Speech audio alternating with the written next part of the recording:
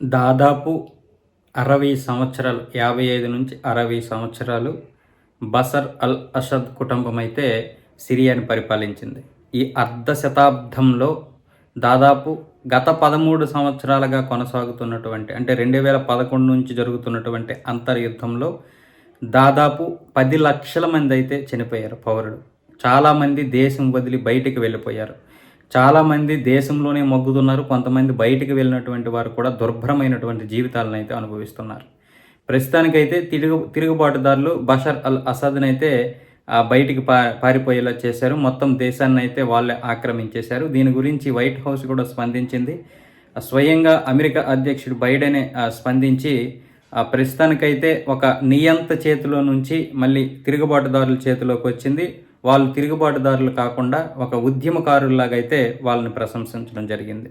అలాగే ఇప్పుడు ఇదే విధానం ఈ తిరుగుబాటుదారులతో ఉగ్రమూపు వచ్చే అవకాశం కూడా ఉంది కాబట్టి ఆ సరిహద్దు దేశాలైనటువంటి ఇరాన్, ఇరాక్, జోర్డాన్ ఇలాంటి దేశాలన్నిటి అధినేతలతో కూడా మాట్లాడతాం.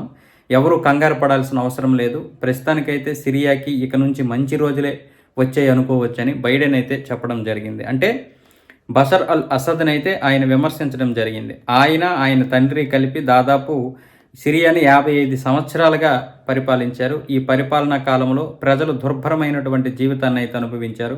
కొన్ని లక్షల మంది అయితే మరణించడం జరిగిందని విమర్శించడం జరిగింది. ప్రస్తుతానికైతే సిరియాని తిరుగుబాటుదారులు ఆక్రమించుకున్నారు. అధ్యక్షుడు బషర్ అల్ అసద్ అయితే బయటికి వెళ్ళిపోవడం జరిగింది.